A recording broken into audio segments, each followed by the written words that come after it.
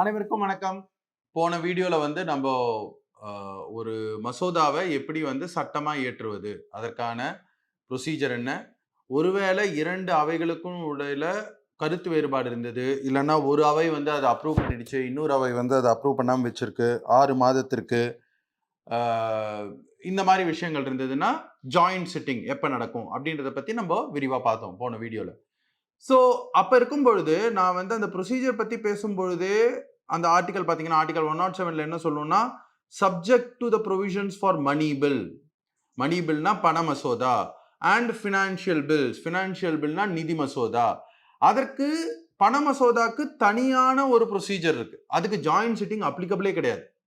Financial bills எல்லாம் மத்த bill மாரி தான். ஆனா இன்ட்ரோடக்ஷனுக்கு அதுக்கு சில ஃபினான்ஷியல் பில் கேட்டகரி ஏக்கு இன்ட்ரோடக்ஷனுக்கு கொஞ்சம் ஒரு டிஃபரண்ட் ப்ரொசீஜர் இருக்கு. Financial bill category 2 or category பிக்கும் ஒரு சின்ன ரெக்வயர்மெண்ட் இருக்கு. அது என்னன்றத இந்த வீடியோல நம்ம பார்ப்போம். ஃபர்ஸ்ட் மணி பில் ரொம்ப ரொம்ப முக்கியமான விஷயம். ரைட்? அண்ட் இத பத்திக்கான கேள்விகள் பிரிலிம்ஸ்லயும் வந்திருக்கு. இன்ஃபேக்ட் 2023லயும் ஒரு கேள்வி வந்தது பிரிலிம்ஸ்ல. அதுக்கு முன்னாலேயும் பலமுறை பிரிலிம்ஸ்ல வந்திருக்கு. மெயின்ஸ்லயும் இத கேட்கலாம். It is a very important area. Money bill பண மசோதா அப்படின்னா ஒரு செப்பரேட் ப்ரொசீஜர் இருக்கு அதுக்கு. அது என்ன procedure? It can be introduced only in the Lok Sabha. மற்ற எல்லா பில்ஸ், அதாவது ஃபினான்ஷியல் பில் கேட்டகரி ஏவும் அதே மாதிரி லோக்சபாவில் தான் இது.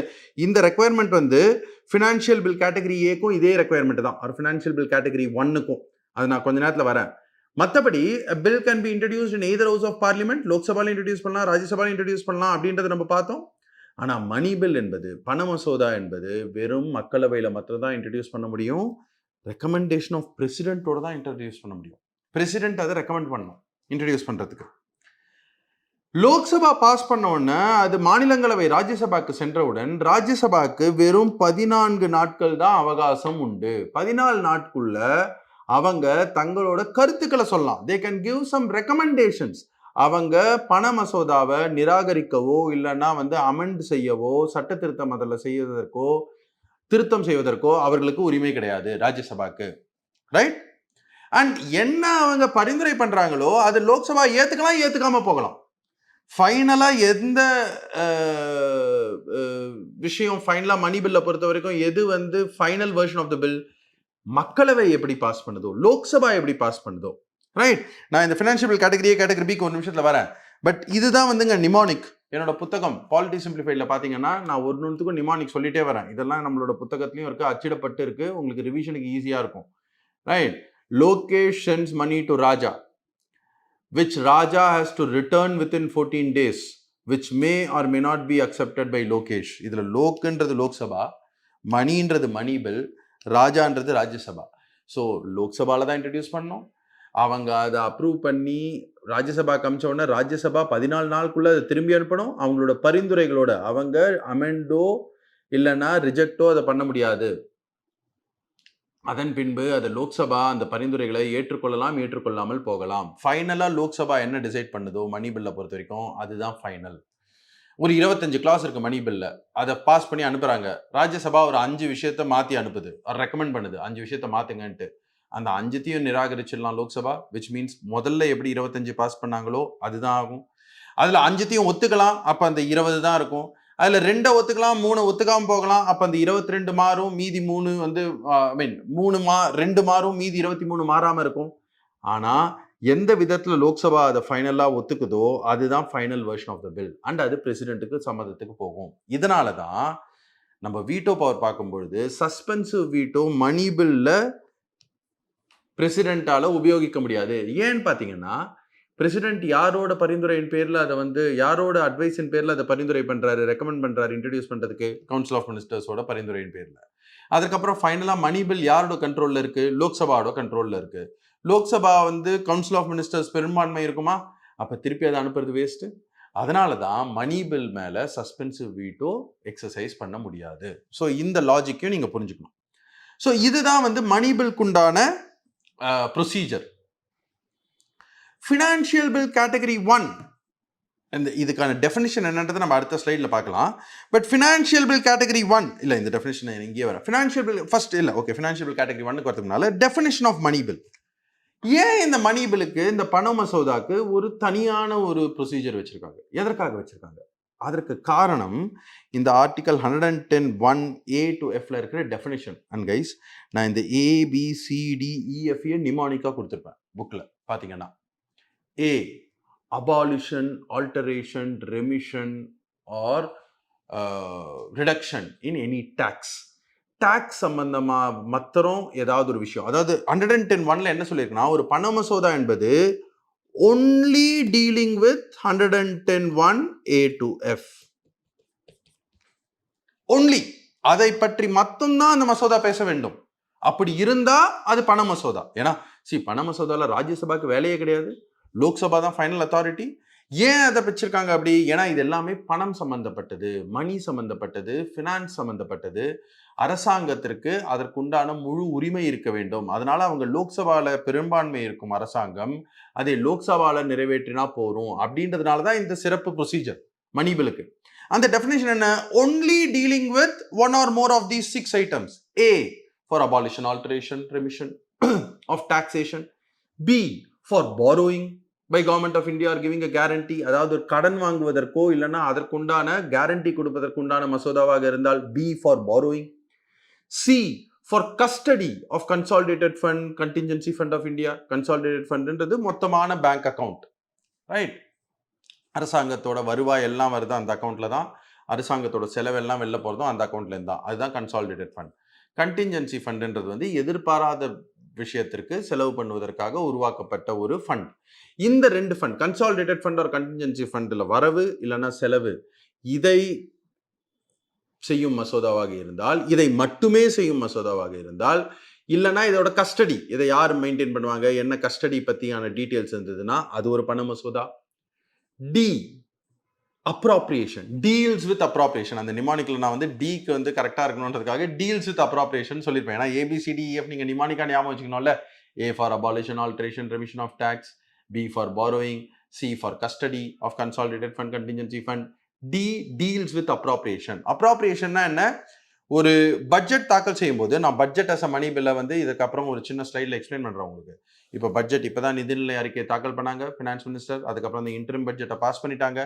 பட்ஜெட் தாக்கல் செய்யும் பொழுது அந்த பட்ஜெட்ல அப்ராப்ரியேஷன் பில், அதாவது என்னென்னலாம் வந்து செலவுன்ட்டு சொல்றாங்களோ அதை கன்சாலிடேட் ஃபண்ட்ல இருந்து எடுத்து செலவு செய்வதற்கு ஒரு மசோதாவை அப்ரூவ் பண்ணணும். அந்த மசோதா ஒரு பண மசோதா.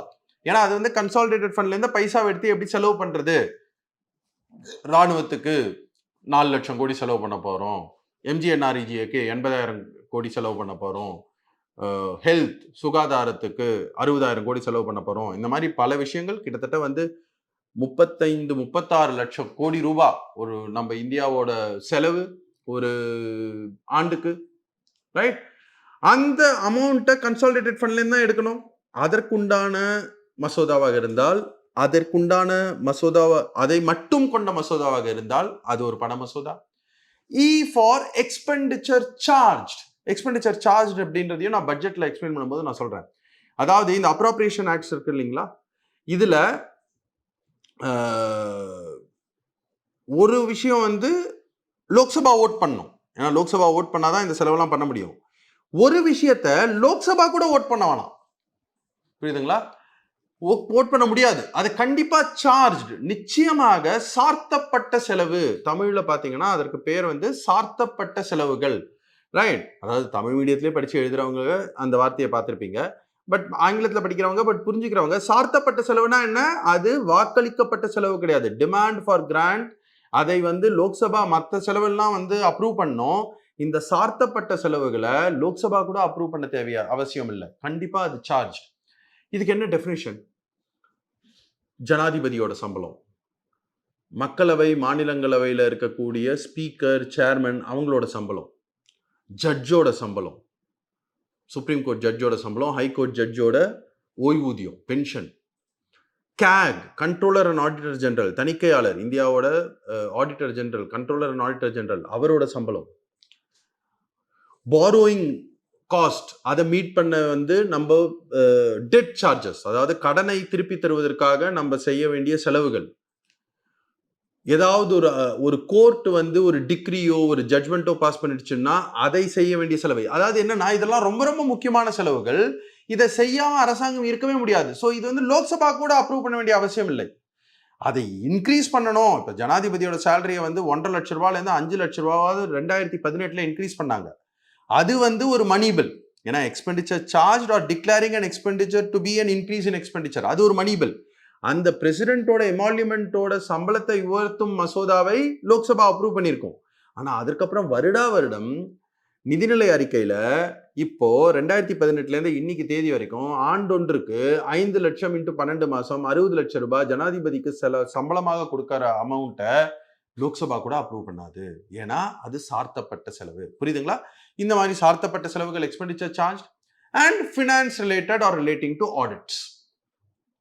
ரைட், இதுதான் வந்து பண மசோதாவோட டெஃபினிஷன். இது எல்லாமே பணம் சம்பந்தப்பட்ட விஷயங்களாக இருப்பதினால் இது வந்து மணி பில்லுக்கு இந்த ஸ்பெஷல் ப்ரொசீஜர். நான் ஃபினான்ஷியல் பில் கேட்டகரி ஏ கேட்டகரி பிக்கு திருப்பி வரேன்.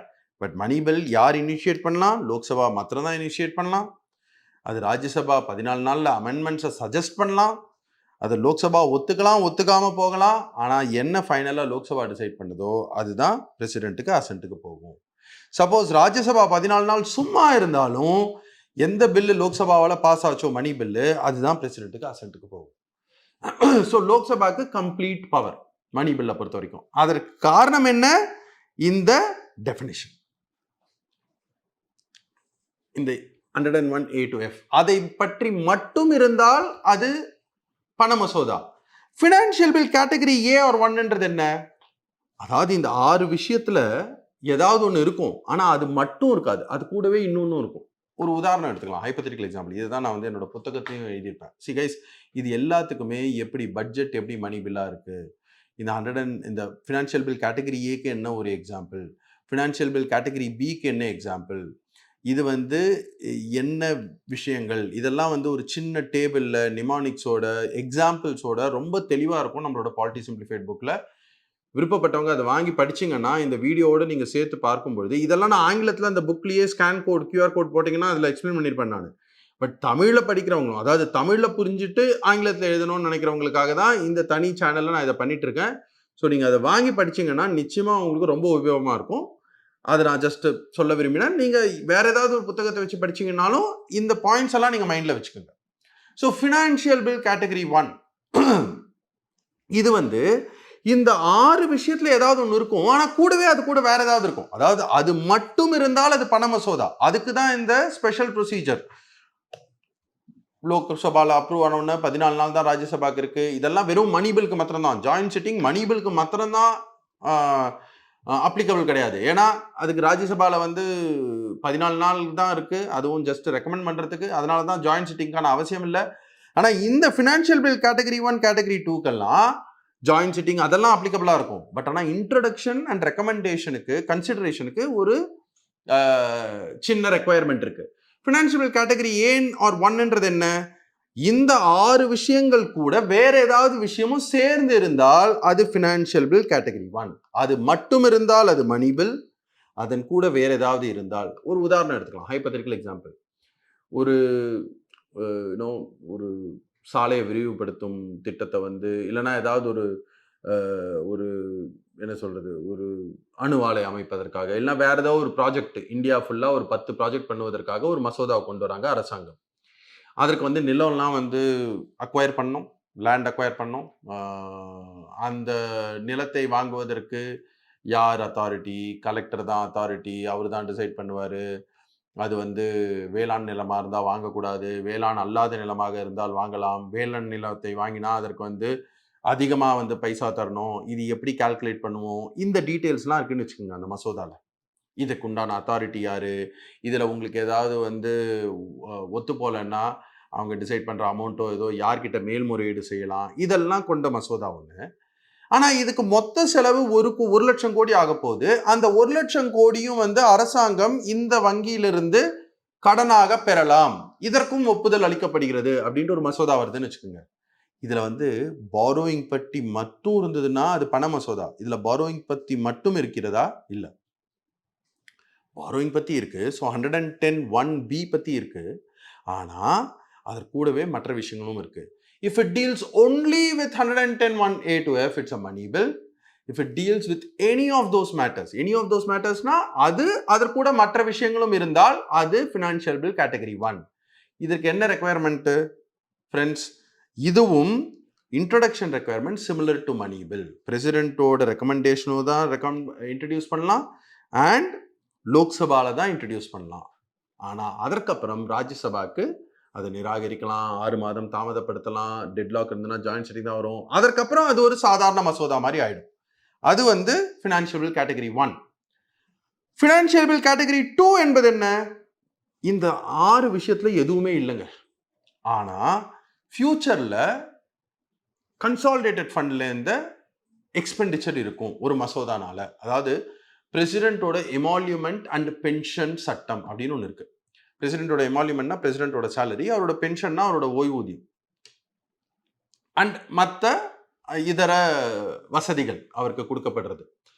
பென்ஷனோட பிரசிடென்ட்டோட சேலரி வந்து எக்ஸ்பெண்டிச்சர் சார்ஜ் டெஃபினேஷன்லேயே வந்துடும். நான் சொன்னேன் இல்லையா, அதுக்கு ஒரு 3B 1C 3D நான் 3 branch, controller and auditor general, debt charges, decree, இதெல்லாம் பற்றி நான் வந்து உங்களுக்கு வந்து declaring any expenditure or expenditure charge declared as expenditure charge by the law, இதுதான் வந்து அதற்கான நிமானிக் 3B 3D 1C. அது நான் இந்த ஸ்லைட்லையும் வச்சிருப்பேன், என்னோட புத்தகத்துலையும் இருக்கும். இதெல்லாம் சார்த்தப்பட்ட செலவுகள். ஸோ பிரசிடென்ட்டோட சம்பளம் சார்த்தப்பட்ட செலவு அப்படின்னா அது 110(1)(e)ல வந்துருதா, E ஃபார் எக்ஸ்பெண்டிச்சர் சார்ஜ்.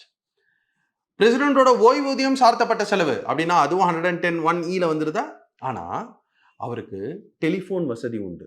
இருக்கிற அதாவது ஓய்வு பெற்ற ஜனாதிபதி இல்லைன்னா வந்து மறைந்த ஜனாதிபதியோட ஸ்பவுஸ், அவங்களுக்கு டெலிஃபோன் வசதி உண்டு, அவங்களுக்கு டிராவல் வசதி உண்டு, அவங்களுக்கு ஃப்ரீ மெடிக்கல் எய்டு உண்டு. ரைட்? அதெல்லாம் சார்த்தப்பட்ட செலவுகள் கிடையாது. ஆனா அதெல்லாம் கன்சாலிடேட்டட் ஃபண்ட்ல இருந்து தான் எக்ஸ்பெண்டிச்சர் பண்ணுவாங்க ஃபியூச்சர்ல. அண்ட் அந்த மசோதால ஏதாவது இன்க்ரீஸ் பண்ணணும் இல்லைன்னா அதுல ஏதாவது மாற்றம் செய்யணும் அப்படின்னா அது வந்து it is not a money bill, it is not a financial bill category 1, but it is financial bill category 2. அதாவது 101(a) to F மட்டும் இருந்தால் அது பண மசோதா. only deals with 110(1)(a) to F, deals with any of the matters listed in 110(1)(a) to F. அதாவது அதற்கூட வேற ஏதாவது இருந்தால் அந்த 6 விஷயங்கள் ABCDEF நான் ஃபர்ஸ்ட் எக்ஸ்பிளைன் பண்ணேன் இல்லைங்களா, அதுவும் இருந்து அதற்கூட வேற ஏதாவது ஒரு விஷயமும் இருந்தால் அது நிதி மசோதா கேட்டகரி 1, ஃபினான்ஷியல் பில் கேட்டகரி 1. அந்த 6 விஷயம் பத்தி எதுவுமே இல்லை, ஆனா ஃபியூச்சர்ல கன்சாலிடேட்டட் ஃபண்ட்ல இருந்து செலவு இருக்கும் அப்படின்னா அது financial bill category 2. And financial bill category 2 மற்ற மசோதாக்கள் போல லோக்சபாலையும் இன்ட்ரடியூஸ் பண்ணலாம், ராஜ்யசபாலையும் இன்ட்ரடியூஸ் பண்ணலாம். ஜனாதிபதியோட பரிந்துரை தேவையில்லை இன்ட்ரடியூஸ் பண்ணுவதற்கு. ஆனா அதை கன்சிடர் செய்வதற்கு முன்னால் first reading, second reading, third reading ப்ரொசீஜர்ல படிச்ச ஞாபகம் இருக்குங்களா? ஃபர்ஸ்ட் ரீடிங் என்பது இன்ட்ரடக்ஷன், செகண்ட் ரீடிங் என்பது கன்சிடரேஷன், தேர்ட் ரீடிங் என்பது பேசேஜ். மணி பில்லும் ஃபினான்ஷியல் பில் கேட்டகரி 1ம் இன்ட்ரொடக்ஷனுக்கே பிரசிடென்ட்டோட ரெக்கமெண்டேஷன் தேவை. அது ரெண்டுமே லோக்சபால மாத்திரம்தான் இன்ட்ரடியூஸ் பண்ண முடியும். ஆனா ஃபினான்ஷியல் பில் கேட்டகரி 2க்கு பிரசிடென்ட்டோட ரெக்கமெண்டேஷன் கன்சிடரேஷனுக்கு முன்னால தேவை. இன்ட்ரடக்ஷனுக்கு தேவையில்லை, கன்சிடரேஷனுக்கு முன்னால தேவை. அது லோக்சபாலையும் இன்ட்ரடியூஸ் பண்ணலாம், ராஜ்யசபாலையும் இன்ட்ரடியூஸ் பண்ணலாம். ரைட்டுங்களா? ஸோ இதுதான் வந்து இந்த பட்ஜெட் அஸ் மணி பில். நான் ஒரு செகண்ட்ல வரேன். இதுதான் வந்து சம்மரி ஆஃப் ப்ரொவிஷனுங்க. ரைட்? இதை நான் இப்படி வைக்கிறேன் ஸோ தட் நீங்கள் வந்து இந்த டேபிள்லாம் வந்து நம்மளோட புத்தகத்தில் ரொம்ப தெளிவாக கொடுத்துருக்கப்படும். நீங்கள் இல்லைனா இதை ஸ்க்ரீன்ஷாட்டாக எடுத்து வச்சு ரிவைஸ் பண்ணிக்கணுன்னாலும் நீங்கள் அதை பண்ணிக்கலாம். அது உங்களுடைய விருப்பம். இல்லை புத்தகம் வாங்கினீங்கன்னா இந்த டேபிள் இருக்கும். அதாவது ஒரு பில்லுக்கும் இன்ட்ரடக்ஷன் ப்ரொசீஜர் என்ன, பிரசிடென்ட் ரெக்கமெண்டேஷன் எதுக்கு தேவை, சர்டிஃபிகேஷன் சர்டிஃபைட் அஸ் மணி பில்க்கு மாத்திரம்தான் அப்ளிகபிள், ராஜ்யசபாவோட ரோல் மணி பில்லில் மாத்திரம்தான் கம்மியான ரோல், மற்ற எல்லாத்துலேயும் வந்து equal role to Lok Sabha, joint sitting money பில்க்கு மாத்திரம்தான் not applicable, and suspensive veto money பில்லுக்கு மாத்திரம்தான் எக்ஸசைஸ் பண்ண முடியாது. இந்த ஒரு summary of different bills. Right? And budget நான் சொன்னேன் இல்லைங்களா, இப்போ கூட அந்த எக்ஸ்பெண்டிச்சர் சார்ஜ், அதாவது ஒரு அப்ராப்ரியேஷன் பில். இதுதான் வந்து இப்போ இந்திய பட்ஜெட் இப்போ வந்து நிதிநிலை அறிக்கை தாக்கல் பண்ணாங்க இல்லையா, அதில் கிட்டத்தட்ட வந்து 45 லட்சம் கோடி. அதில் வந்து ரெவென்யூ எக்ஸ்பெண்டிச்சர்னு பார்த்தீங்கன்னா, ரெவென்யூனா என்ன வந்து கேபிட்டல் எக்ஸ்பெண்டிச்சர்னா வந்து முதலீடுக்கான எக்ஸ்பெண்டிச்சர் அது 8 இல்லைனா 9 லட்சம் கோடி. ரெவென்யூ எக்ஸ்பெண்டிச்சர் அதாவது வருடா வருடம் செலவு செய்யக்கூடிய எக்ஸ்பெண்டிச்சர் கிட்டத்தட்ட 36 லட்சம் கோடி கிட்டத்தட்ட. எனக்கு கரெக்டா இது பார்த்த மாதிரி தான் ஞாபகம் இருக்கு. இந்த 36 லட்சம் கோடியில ஆனா நீங்க பாத்தீங்கன்னா கிட்டத்தட்ட 12-13 லட்சம் கோடி இந்த எக்ஸ்பெண்டிச்சர் சார்ஜா இருக்குங்க. அந்த எக்ஸ்பெண்டிச்சர் சார்ஜ்னா என்ன? வட்டி கொடுக்கறது, வாங்கின கடனுக்கு, பிரசிடென்ட்டோட ஆஃபீஸோட எக்ஸ்பெண்டிச்சர், ராஜ்யசபா லோக்சபா 3 பிரான்ச்சஸ், ஜட்ஜஸோட சேலரி, சுப்ரீம் கோர்ட்டோட எக்ஸ்பெண்டிச்சர், யூபிஎஸ்சியோட எக்ஸ்பெண்டிச்சர், எதெல்லாம் எக்ஸ்பெண்டிச்சர் சார்ஜ்னு இருக்கோ இந்த அமௌண்ட் மேல பட்ஜெட்ல ஓட்டே பண்ண மாட்டாங்க. ஏன்னா இதெல்லாம் சார்த்தப்பட்ட செலவுகள். மீதி இருக்கிற amount demand for grants which is voted in the Lok Sabha. இதுதான் வந்து பட்ஜெட்டை பத்தி நீங்க தெரிஞ்சுக்க வேண்டிய ஒரு விஷயம். பட்ஜெட் தான் ஒரு மணி பில்கான பெஸ்ட் எக்ஸாம்பிள். இன்னொன்னுக்கு ஃபினான்ஷியல் பில் கேட்டகரி 1க்கு நான் ஒரு ஹைப்போதெட்டிக்கல் எக்ஸாம்பிள் சொன்னேன். ஃபினான்ஷியல் பில் கேட்டகரி 2க்கு நான் வந்து அந்த பிரசிடென்ட் எமால்யூமெண்ட்ஸ் அண்ட் பென்ஷன்ஸ் ஆக்ட்ஸ்ல அவருக்கு கொடுக்கப்படுற சலுகைகள், அதாவது அவரோட சேலரியும் பென்ஷனும் சார்ஜ்டு, ஆனா அதற்கு கூட கொடுக்கப்படுற சலுகைகள் வந்து makes it a financial bill of category 2. So இந்த பில்ஸ்க்கு என்னென்ன ப்ரொசீஜர் அப்படின்ற சம்மரி தான் இந்த டேபிள். ஸோ இதை பார்த்ததுலேருந்து உங்களுக்கு வந்து போன வாட்டி ஃபினான்ஷியல் ப்ரொசீஜர்னா என்ன, ஆர்டினரி பில்னா என்ன, ஜாயின்ட் செட்டிங்னா என்னன்றதை பார்த்தோம். பட் மணி பில், ஃபினான்ஷியல் பில்க்கு உண்டான ப்ரொசீஜரை இந்த வீடியோவில் நம்ம விரிவாக பார்த்துருக்கோம். அடுத்த வீடியோவில் நான் வந்து லெஜிஸ்லேட்டிவ் கண்ட்ரோல்னா என்ன, அதுக்கப்புறம் இன்னொரு வீடியோவில் வந்து பார்லிமெண்ட்ரி ப்ரிவிலேஜஸ்னா என்ன, அப்புறம் இன்னொரு வீடியோவில் பார்லிமெண்ட்ரி கமிட்டிஸ் என்ன, இது 3 விஷயத்தையும் நான் எடுத்து முடிச்சேன்னா பார்லிமெண்ட் முடிஞ்சிடும். அப்புறம் ஸ்டேட் லெஜிஸ்லேச்சர் டிட்டோ சிமிலர். எப்படி ஸ்டேட் எக்ஸிக்யூட்டிவ் டிட்டோ சிமிலரோ யூனியன் எக்ஸிக்யூட்டிவ்க்கு ஸ்டேட் லெஜிஸ்லேச்சர் என்பது டிட்டோ சிமிலர். அதை ஒரு டேபிள் ரீதியாக நான் போட்டு காமிச்சிட்டு என்ன வித்தியாசம் இருக்கோ அதை மாத்திரம் ஒரு வீடியோவில் டிஸ்கஸ் பண்ணிட்டு அதுக்கப்புறம் நம்ம ஜுடிஷியரிக்கு போவோம். நன்றி.